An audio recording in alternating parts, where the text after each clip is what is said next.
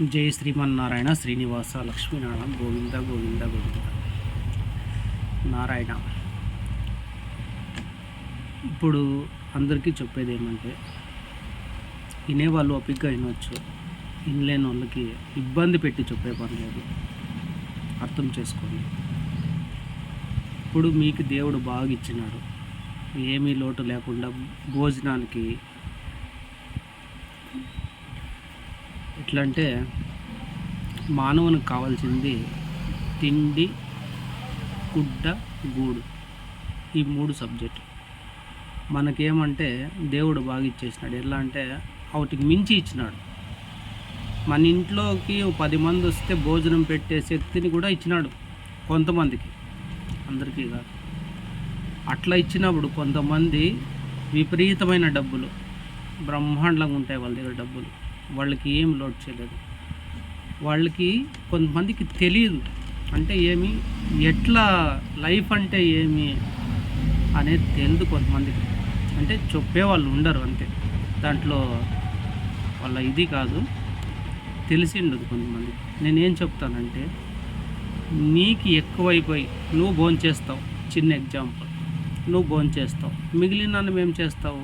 చెత్తకుండీలో పడేస్తావు, డస్ట్బిన్లోకి వేస్తావు. అట్లా నీకు ఎక్కువైనప్పుడు, నీకు దేవుడు అన్నీ బాగా కాపాడినప్పుడు, ఏదో కనీసం నీకు చేత అయినంత, ఎంతమందికి చేత అయితే అంతమందికి భోజనం పెట్టు. ఫస్ట్ భోజనం పెట్టు. ఫస్ట్.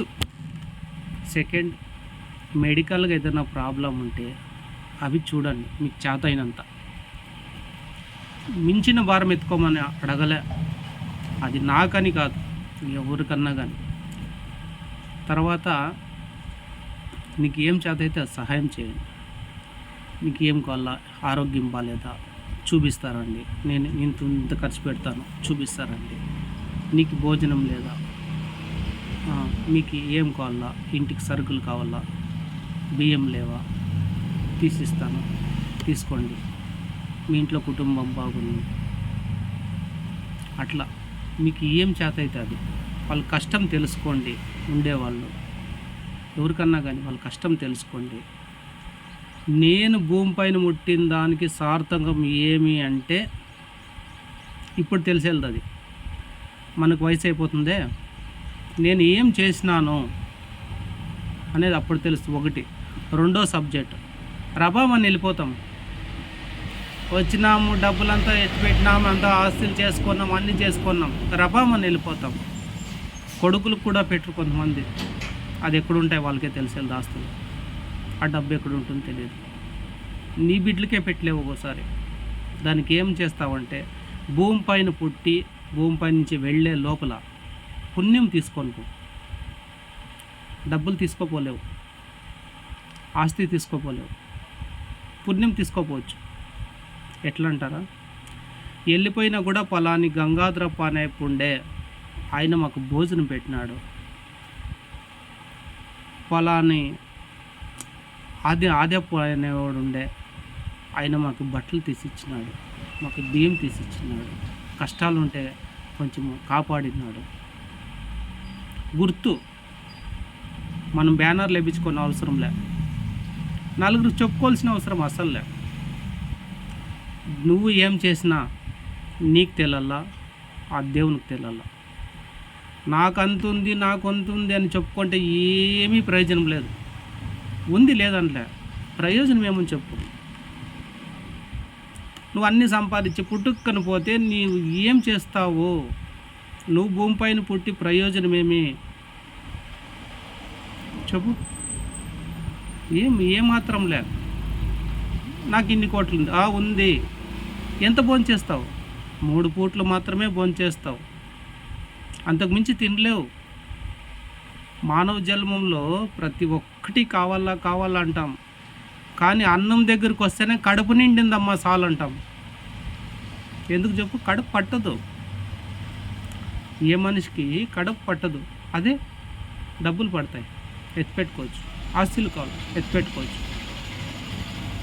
కొంచెం పుణ్యం సంపాదించుకో భూమిపైన. మానవ జన్మలో కొంచెం పుణ్యం సంపాదించుకో. అది ఎవరికి పెడతావో ఎవరికి చేస్తావో నీది. పోయిన తర్వాత నువ్వు అంటారే కాకి కూడేయలేదు వాడు బతికినంత వరకు అని, అదొక్క మాటకు చిక్కొద్దండి దయచేసి. నువ్వు ఉండి ప్రయోజనం లేదురా, వాడు ఉండి ప్రయోజనం లేదు, వెళ్ళిపోయినాడు, వాడిని ఎవడు చూస్తాడులే, వాడిని ఎవడు ఎత్తేస్తాడులే, వాడిని ఎవడు మాట్లాడతాడులే, వాని ఇంట్లోకి ఎవడు పోతాడులే, చాలా మంచి చేసినాడు వాడిని చూసేకపోతావా, ఈ మాటలు వస్తాయి వెళ్ళిపోయిన తర్వాత. ఉన్నప్పుడు రావు, ఉన్నప్పుడు అస్సలు రావు. మంచోడు, మా సామి, మా సారు, మా అన్న, మా పెద్దయ్య, మా నాయన, అయ్య అన్నీ చెప్తారు. చెప్పు, వెళ్ళిపోయినాక వాస్తవం బయటపడుతుంది. దానికి ఉన్నట్లే ఏదో ఒక మంచి పని చేసుకో. కనీసం నేనేమంటానంటే, మానవ జన్మ అనేది ఒక చెట్టు. ఆ చెట్టు ఏం చేయాలంటే పెరుగుతుంది, దానికి వయసు పెరుగుతుంది, మనకి వయసు పెరుగుతుంది. ఒక వయసు పెరగాక ఏం చేస్తుంది, నీడనిస్తుంది. ఫస్ట్ బాగా గుర్తుపెట్టుకోండి, చెట్టు ఖచ్చితంగా నీడనిస్తుంది. తర్వాత పూలు పూస్తుంది. ఏమి, దానికంటూ నీళ్ళు పోస్తే, దానికంటూ నీళ్ళు తగిలితే పూలు పూస్తుంది. తర్వాత ఏం చేస్తుంది తెలుసా, మంచి గాలి ఇస్తుంది. చెడ్డ గాలి తీసుకొని మంచి గాలి ఇస్తుంది. తర్వాత మంచి పండ్లు ఇస్తుంది. చెట్టు కింద ఉండవే నువ్వు, చెట్టు కింద నువ్వు ఉంటే టైంకి ఆకలికి అన్నం పెడుతుంది, కాయలు ఇచ్చి చల్ల గాలి ఇస్తుంది, నీ చెడ్డ గాలి తీసుకుంటుంది, నీ ఆరోగ్యం కాపాడుతుంది, మంచి పూలు ఇస్తుంది, మంచి సువాసన. ఒక చెట్టు ఇన్ని చేస్తుంది కానీ మనిషి ఏం చేయలేకపోతున్నారు. భూమిపైన పుట్టిండే చెట్టు అన్ని పనులు చేస్తుంది.